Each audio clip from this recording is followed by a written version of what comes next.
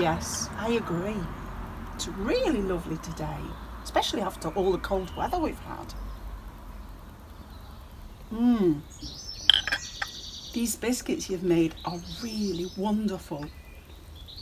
Oh, hello. Well, you've caught us having a picnic. We're enjoying some beautiful biscuits and of course we're drinking a lovely cup of tea. I was just about to read a story to the teddy bears. I wonder if you'd like to join us. This story's called The Burr That Holly Left Behind. Let me tell you a little bit about this story and let me introduce you to the Burrs that are here on the picnic today. This Burr is Teresita's Burr. This Burr is called Hermione's Burr. This Burr, it's a rabbit, is my rabbit. It's Sally-Anne's rabbit. And this Burr, who's taken centre place today, is Holly's Burr. As you can see from the cover of the book, and this is a special book, this is a special first edition where they send it to you for checking. And I'm going to use this one because this is the very first one that arrived through the post when it was created, when it was published. This is Holly's Burr. So that is why you're the centre of attention today, aren't you? And you're really enjoying yourself, aren't you? Okay, so let's read everybody your story. The Burr That Holly Left Behind. This is a story for Ed, Holly, Scarlett and Dylan. Holly's Burr rested peacefully on a dusty top shelf in the almost bare front room lounge.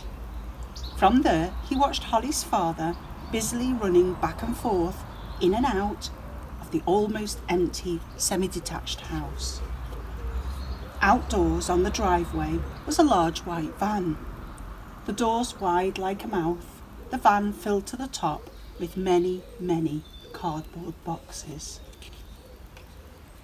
And have you remembered your jacket, hat and scarf hung behind your bedroom door?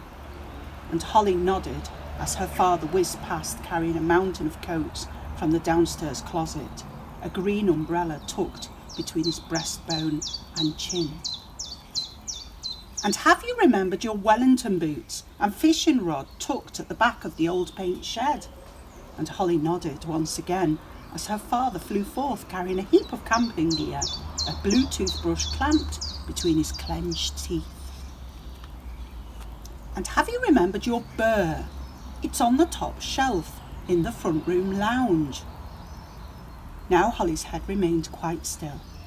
It was when she closed her eyes that her father finally noticed she had been quietly crying to herself. "Oh, Holly, whatever is the matter?" And when Holly finally spoke, her voice sounded gruff.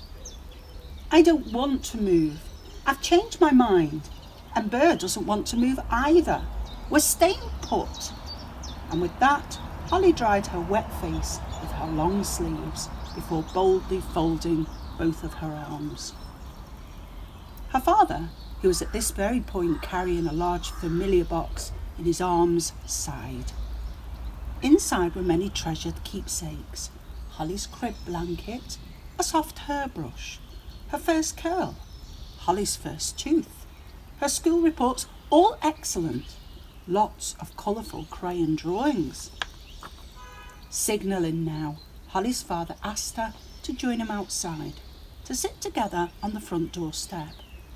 Bees fuzzed noisily about the white lavender planters, whilst pink-footed geese drifted noisily ahead, the hot sun bearing down on their thoughtful faces. Holly's father carefully lifted the lid from the box and rummaged a little until he found a particular photograph album, and he took this out and he opened it. "This was our first home. Do you remember? You loved living here." Holly looked at the photograph. In one of them she was sitting with her Burr in a cardboard box. You didn't want to leave then either, but you did, and so did Burr, and you loved your new home. Holly thought about what her father had said before she nodded, a half smile appearing on her face. Her father half smiled back. That house became our new home. You've loved living here. We have built many memories together. It is now time to move on, to build more of these. Holly uncrossed her arms. Her father closed the album before putting it safely away, the lid securely placed back on the box. She looked into her father's soft and expectant eyes before she smiled. She moved closer still and held her father's strong arms. Her father smiled in return.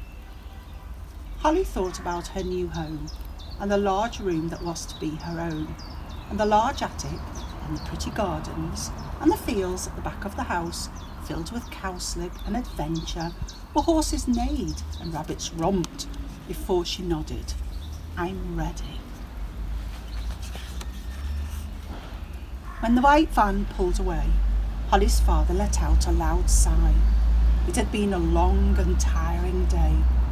Holly turned briefly to look back and wave, but the Burr was nowhere to be seen. He was now fast asleep, still on the dusty top shelf, bathed in warmth and glorious sunshine. The end.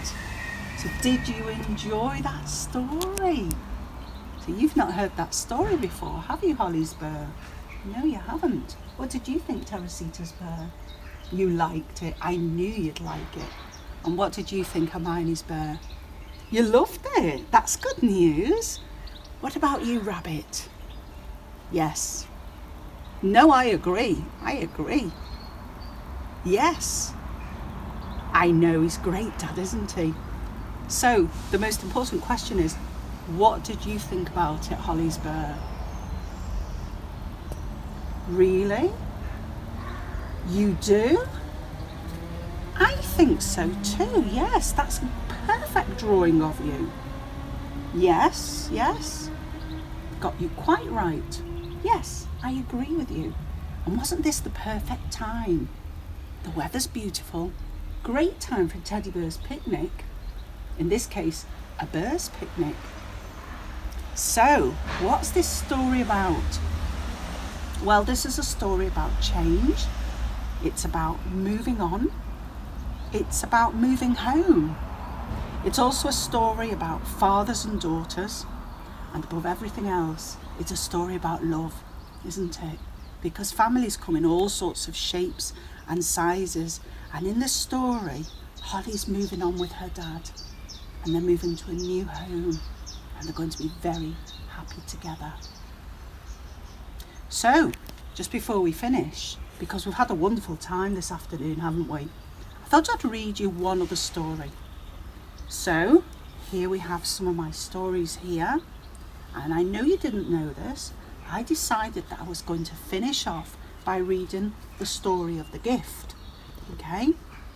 Now, the reason why I'm going to read the story of the gift is because we've had a very long lockdown. And we've all been at home together, entertaining ourselves. And whenever we've gone out, we've had to wear our masks, haven't we? And we've been keeping some great social distances, haven't we? Yes. This crocodile's nice and quiet today.